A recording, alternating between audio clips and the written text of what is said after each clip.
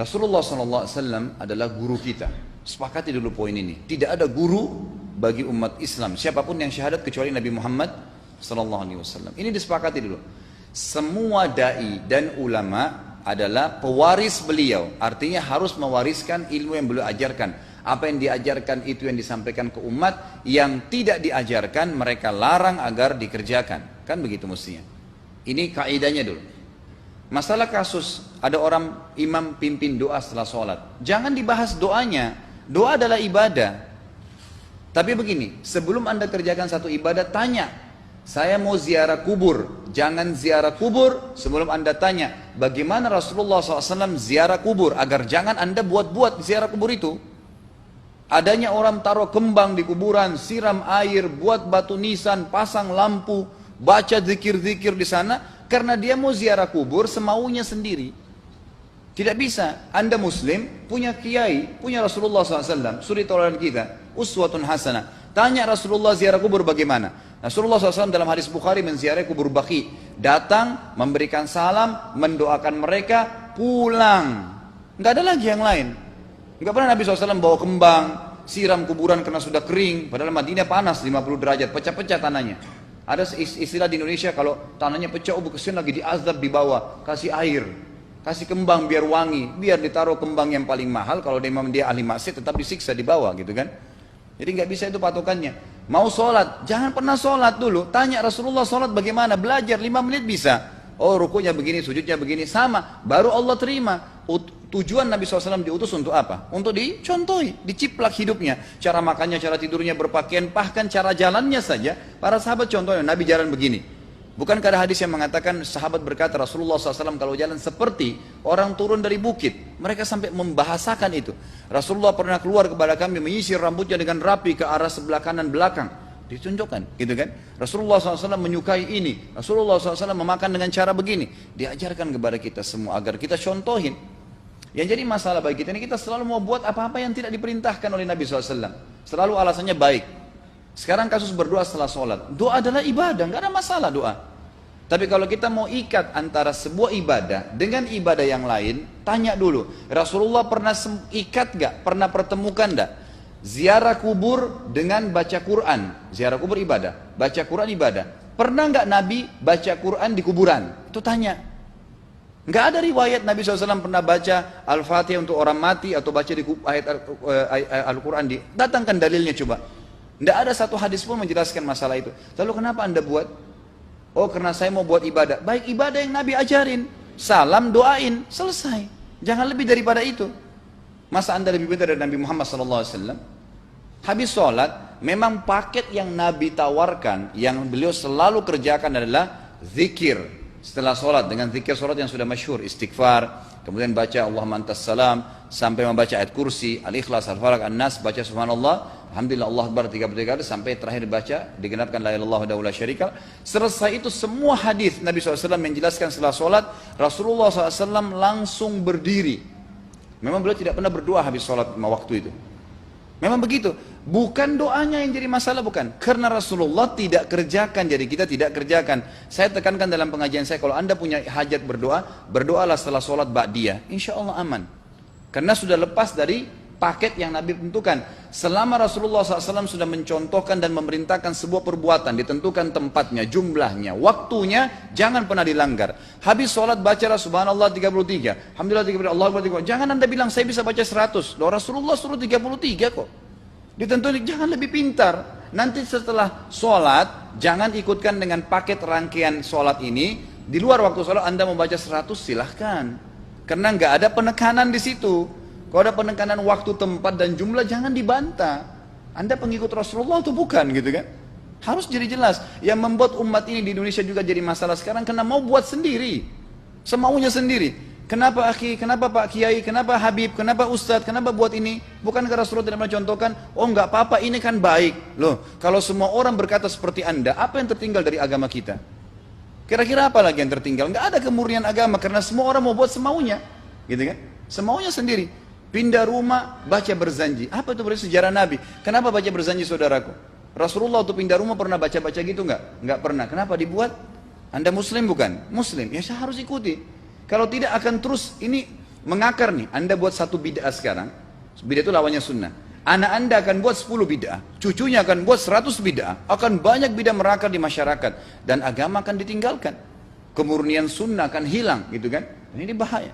Ingat, Nabi SAW mengatakan kepada kita dengan hadis yang sangat jelas. Hadis sahih riwayat Imam Ahmad bunyinya begini, semoga Allah merahmati umatku yang menukil dariku seperti apa yang aku ajarkan atau sebutkan.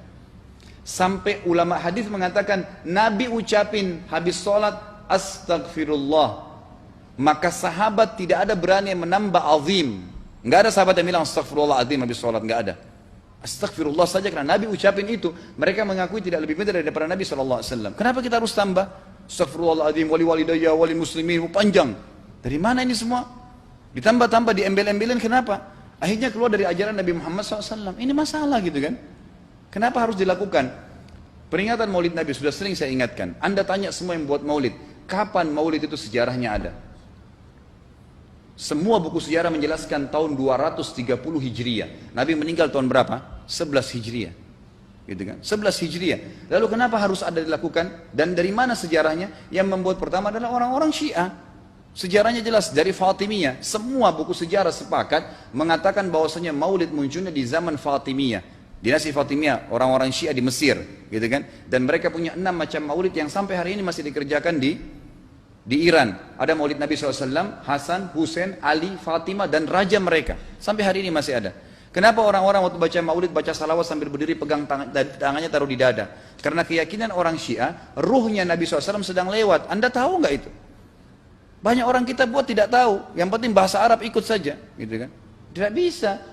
Nabi SAW tidak pernah rayakan. Pernah ada yang bilang sama saya, Ustaz, kan Nabi SAW pernah bilang, waktu ditanya tentang puasa Senin, beliau mengatakan hari itulah aku dilahirkan. Terus kenapa? Berarti boleh merayakan ulang tahun hari Senin, gitu kan? Tidak. Nabi SAW cuma menginformasikan bahwasanya beliau lahir di hari Senin. Dan beliau tidak pernah ngumpulin sahabat untuk baca bersama-sama, merayakan hari lahir beliau, tidak pernah. Kalau itu benar, Nabi nggak bakal tinggalkan kok. Ibnu Katsir rahimahullah, garis bawahi poin ini.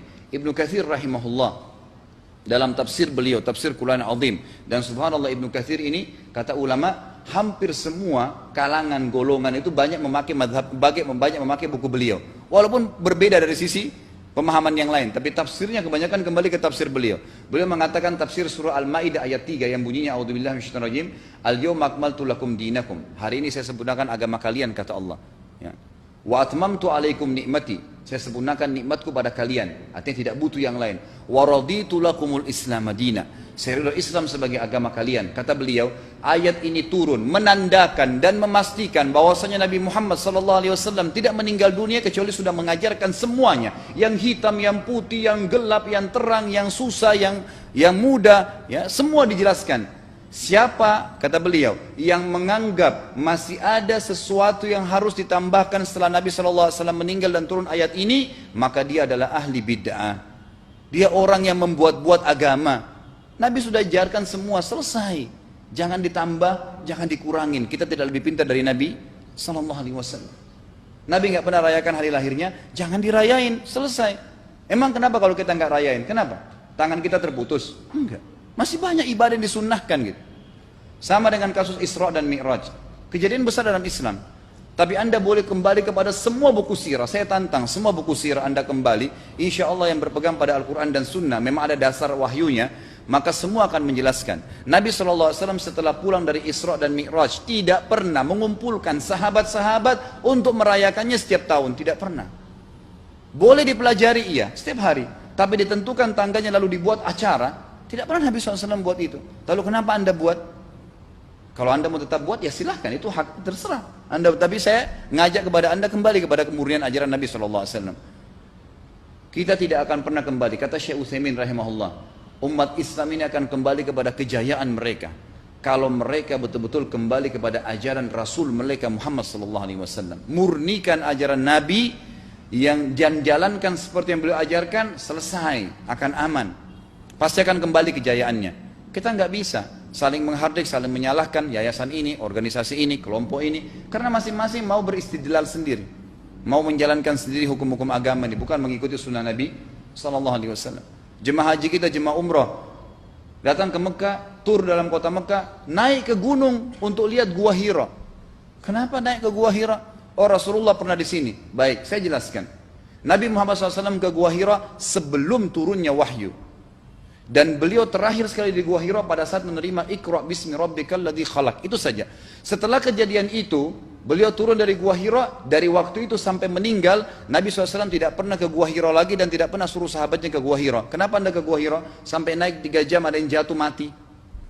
Karena jahil, tidak tahu pemahaman agamanya. Nggak bisa begitu. Cukup dikenang iya. Kecuali Nabi SAW suruh, datangilah Gua Hira. Ya silahkan. Gitu kan? Kalau enggak, kan begitu. Masalah Isra Mi'raj saudaraku kejadian besar. Ambil ibrahnya, yang penting ilmunya. Oh salat 5 waktu, kejadiannya pernah gini. Ada kebesaran Allah, ambil pelajarannya iya. Yang Nabi tidak contohin maka jangan dikerjakan. Hanya itu saja. Zikir bersama, di sini ditanyakan juga zikir bersama. Nabi SAW disebutkan dalam hadis Bukhari, kalau berzikir habis sholat, beliau membaca zikir tertentu, sahabat baca zikir tertentu, sahabat baca zikir tertentu. Jadi Nabi SAW tidak pernah paksain. Enggak pernah Nabi misalnya baca ayat kursi, harus semua sahabatnya ikut ayat kursi, enggak. Nabi SAW baca ayat kursi, si fulan baca al-ikhlas, si fulan baca subhanallah, masing-masing. Dan ingat, Allah SWT mengatakan apa? Tentang masalah zikir dan doa ini. Ya. Dikatakan, ya, kita harus berdoa kepada Allah, ya, wadunal jahri minal qawli bil gudui wal asal, wala takum minal ghafilin. Berdoalah kalian, berzikirlah kalian dengan doa kalian, dunal jahr minal qaul, tidak dengan teriak-teriak.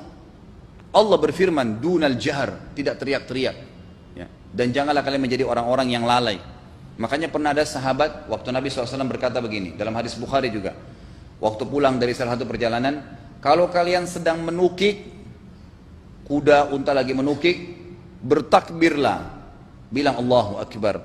Kalau kalian sedang turun menuruni sebuah lembah, bertasbihlah, bilang subhanallah. Ada satu sahabat badui, orang dari padang pasir, semangat dia jalankan sunnah Nabi. Waktu kudanya lagi naik, Allahu Akbar, dengan suara keras dia teriak. Jalankan sunnah kan? Tapi teriak ya.